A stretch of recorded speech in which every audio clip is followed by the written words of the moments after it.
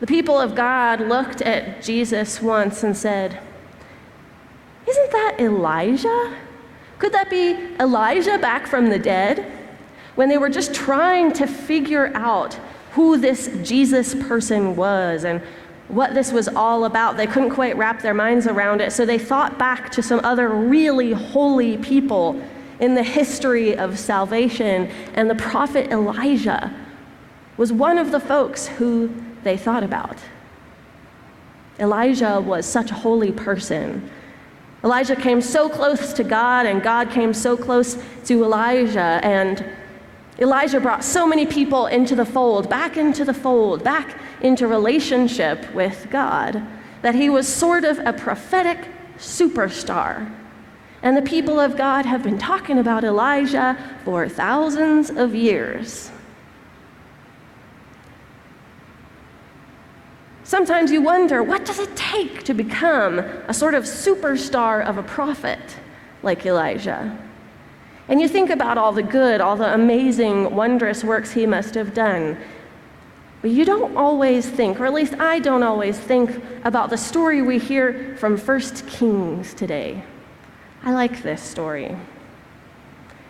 In this story, we have Elijah, the prophet Elijah, the one who was so good, so awesome, so close to God that people thought Jesus might actually be Elijah.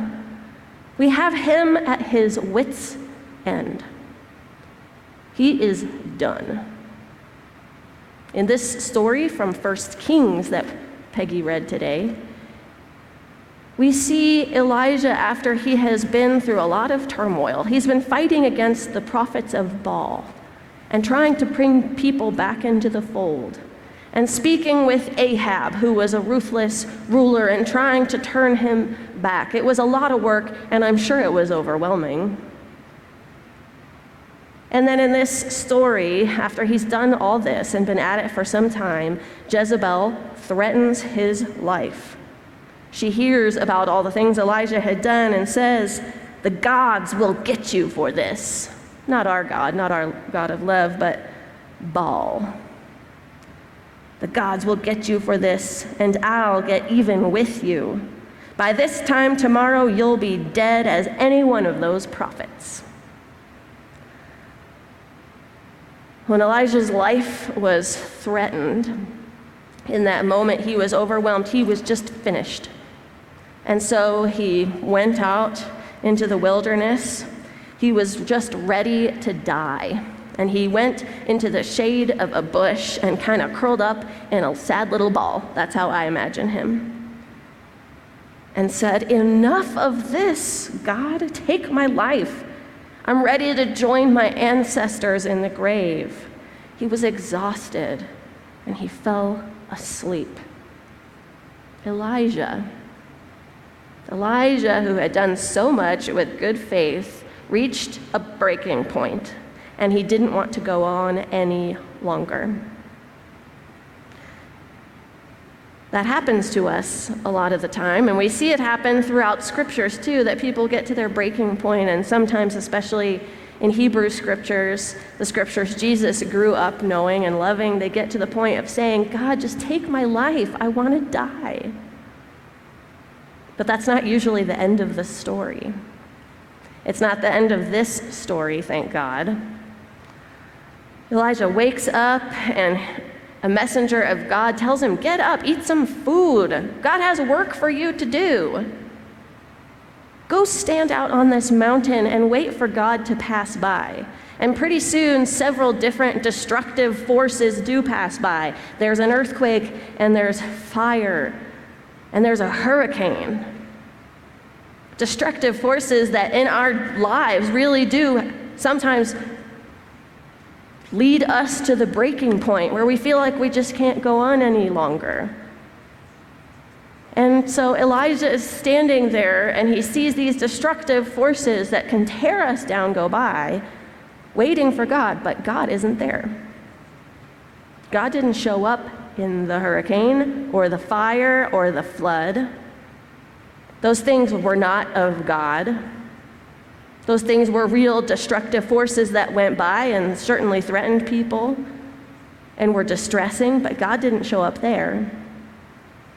And then there was a quiet whisper.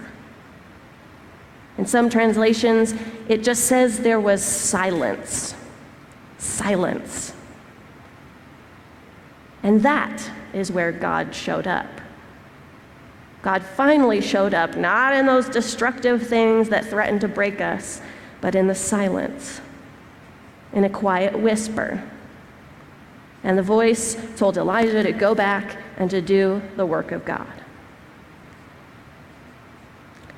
I like this story because we go through hard things: earthquakes, hurricanes, fire, flood, pandemic.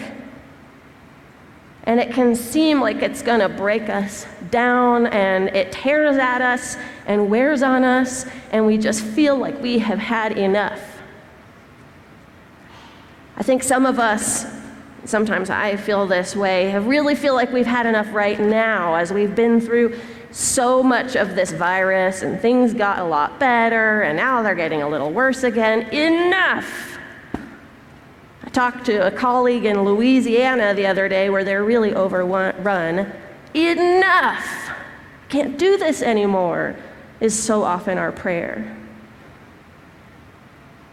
And there are folks sometimes who will say, well, why is God doing this to us? Why would God be punishing us in this way? It must be because of X or Y or Z.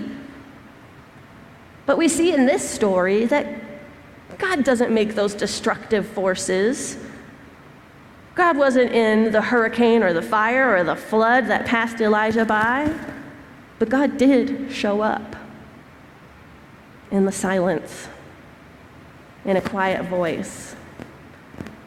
And even when we're at our wits' end, like Elijah was, we are urged on, and there is hope. We've been talking in church for weeks now about bread, the bread of life. Today's story was a continuation from the story in John that went from the feeding of the 5,000, and Jesus has been teaching, I am the bread of life, and it just continues on today. We get it week after week because it's important. Because even when we are downtrodden and frustrated, like Elijah was, we have the bread of life that is Jesus. We are so lucky to be living now when we have the bread of life who is Jesus, who is always there, who walks with us and shows up for us in hard times and never leaves, and feeds us in a way that is bigger than just table bread, but feeds our spirits, feeds who we are with a bread of love that sustains us beyond all measure. I hope you're not at your wit's end right now. Maybe some of you are. I think all of us at one time or another, whether it's now or later or we've been there before, we all experience that breaking point at some point in our lives, and we are just exhausted and we don't want any more. My hope is that when you're there, if you're there, at that breaking point, that you remember to taste and see, as the psalmist reminds us, taste and see the goodness of the Lord. Taste and see and trust in that bread that is Jesus, because there is always hope. Taste and see the goodness of the Lord. Amen.